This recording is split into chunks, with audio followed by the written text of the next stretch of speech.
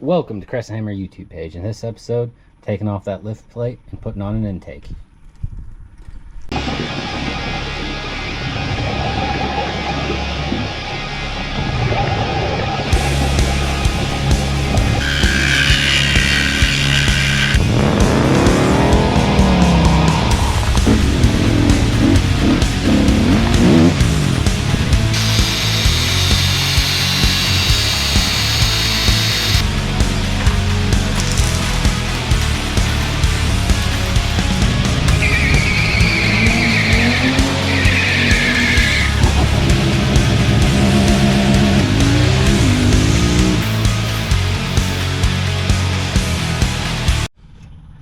Okay, I need to pull the lift plate off and put the little cover thingy on.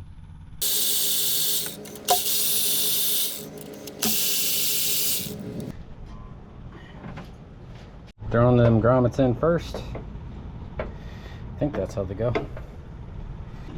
Got those knock sensor grommets on there. Oiled both sides of it up, threw the gasket in. Now let's install her. Hey, fits a lot better this time.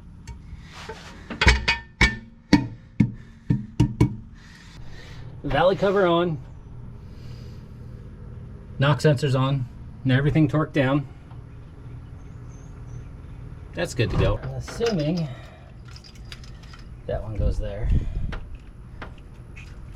So knock sensors. Got it, it's barely sitting on there. I'm going to put the intake on to see if those steam vent lines will fit under the intake or have to use plan B. Oh, hey.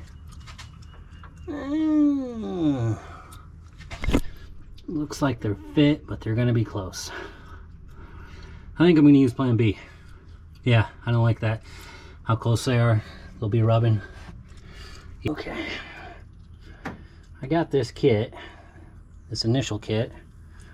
I think it might be too tall, so I got another kit just in case. I didn't like how those other fittings fit. They're too high, and I didn't like how the hose fit, so I'm going to adapt the two kits together. So what this is a 1/8 NPT to a AN3 fitting. I put it on all of these. Now I'm going to put those there, and then put that little aluminum, stainless steel, whatever it is, fittings or connection in the middle and connect all these together. Took them, bent them all up. They kind of fit. Now I just need to tighten them all up. All right, got everything all tightened down. It's pretty solid. It doesn't seem to be moving. So just hope it'll hold a little bit of steam pressure or pressure. Hopefully it'll hold some water.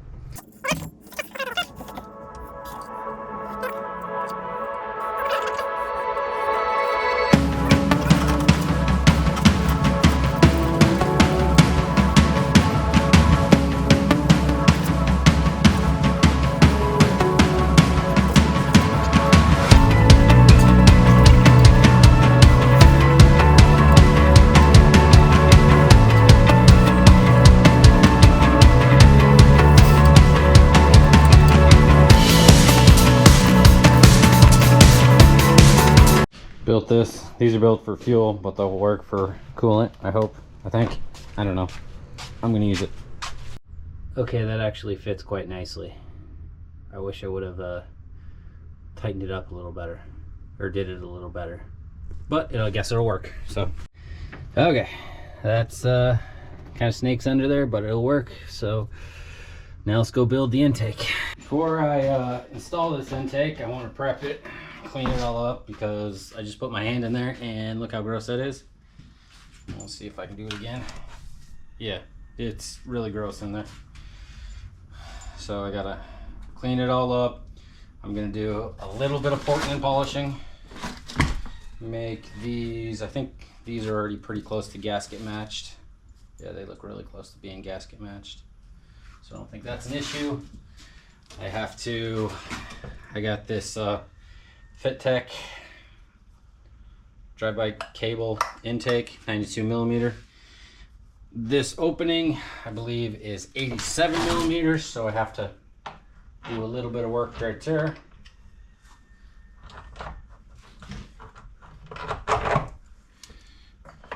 Yeah, there's a little bit of a ridge. Not much though. Should I just leave it? Nah. Well, we'll do some work on that. But just gotta clean everything up and make sure the gaskets work. Get all the oil nastiness off there and install it. Gonna gasket match them real quick. Make sure they are close to being the right ones.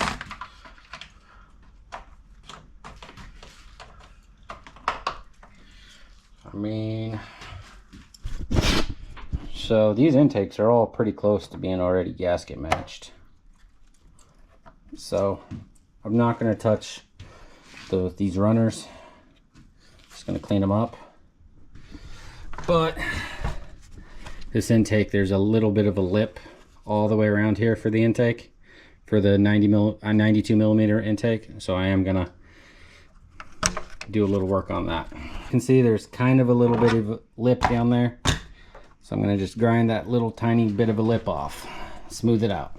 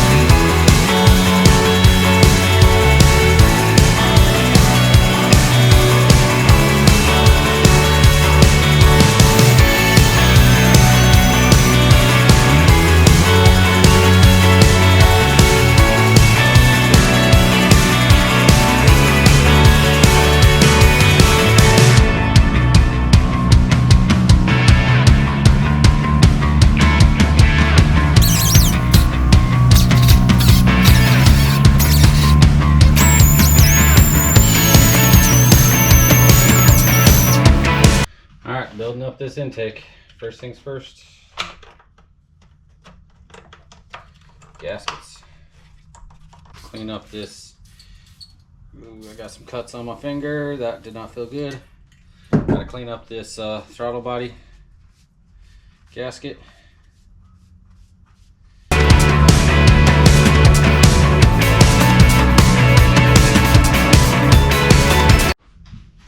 Okay, got the throttle body on. Now, if I can get these damn things open. Fuel rails. Turns out it works a lot better if I build the fuel rail, then build the fuel rail up, put everything in the fuel rail, then put the fuel rail on the intake. So having a heck of a time putting the injectors in and the fuel rail on top of the injectors. So put all the injectors into the fuel rail. Now I'm building up the fuel rail, at least the mounts, and I will put the fuel rail with the injectors in it in the intake.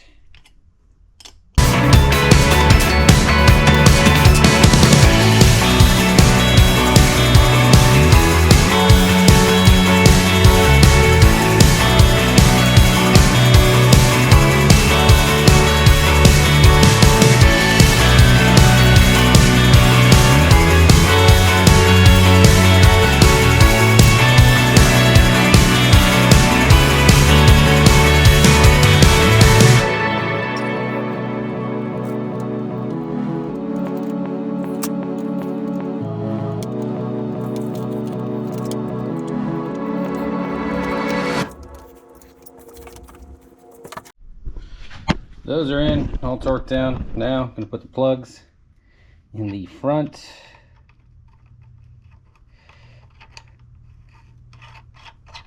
With the O-ring. What are those? Those are ORB 8s. I'm going to have the fuel coming from this end. come around to right here. So I have these two little guys right here. Gonna install those. All right, so I'm gonna put a T on the back of this one, right there. Not tightening anything down yet. Run a line from this one to this one, boom. So T fitting, that'll run to the regulator. And here, it should pressurize, and these will both be equal pressure with less amount of hoses ran.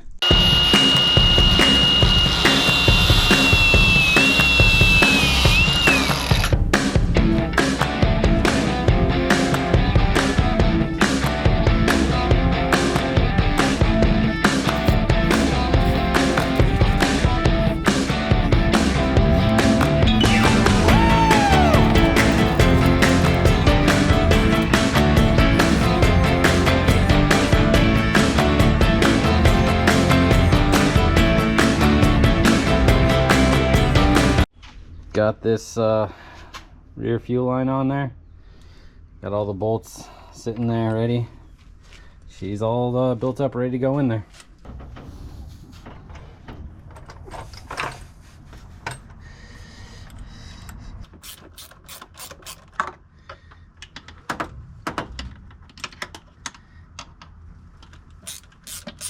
Those of you following along at home, it's much easier to put the intake on, tighten all those bolts, then put the fuel rail on. Okay, intake is on. Injectors are tight, or fuel rails are tight. Injectors are loose like they're supposed to. Move a little bit. And basically that's gonna be my cold air intake. Yep. I need to modify it heavily because it's just kind of sitting there and has nothing to bolt on. These don't match up to anything. I just bought a cheapo one off of Amazon, and it doesn't have the little knobs on it. There's a lot of stuff I need to do this.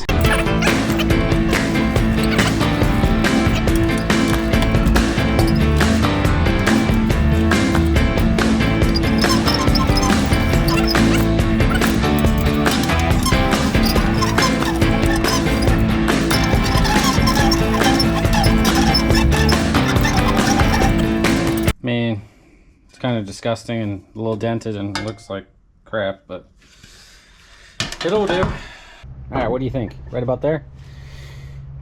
Okay, cool. Glad you agree.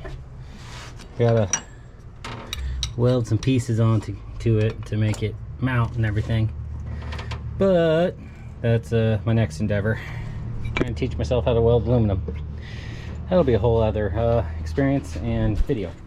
All right, got the throttle cable on, somewhat tight. Matter of fact, tell me what happens. Tell me if I got wide open throttle.